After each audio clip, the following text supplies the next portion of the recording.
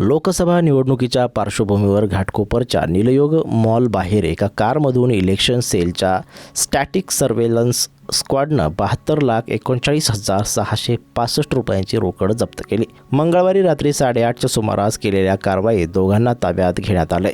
ही रक्कम वाशीतील विकास कामाची असल्याचं त्यांनी सांगितलं असून या प्रकरणाचा आयकर विभाग तपास करत आहेत। नीलयोग मॉलसमोर एका कारमधून लाखो रुपये आणले जाणार असल्याची माहिती मिळाली। त्यानुसार निवडणूक सेलने वाहनाची तपासणी केली असता त्यात 72,39,675 रुपये आढळले। या कारमधील दिलीप वेलजी नाथानी वय 32, अतुल वेलजी नाथानी वय 54 यांची चौकशी केली असता ते इन्कम टॅक्स प्रॅक्टिशनर व CA असल्याचं निष्पन्न झालं। ही रोकड वाशीतील अक्षर ग्रुप बिल्डर भरत पटेल यांनी दिल्याचं त्यांनी सांगितलं।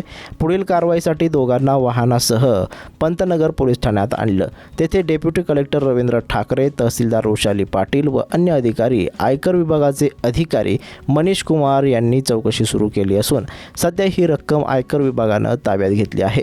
चौकशी अंती योग्य कारवाई करण्यात येईल असं पोलिसांकडून सांगण्यात आलं। गेल्या निवडणुकीत 10 कोटींची रोकड जप्त केली होती। 2019च्या लोकसभा निवडणुकीच्या आचारसंहितेदरम्यान मुंबई पोलिसांनी 19,000 जणांवर प्रतिबंधात्मक कारवाई केली।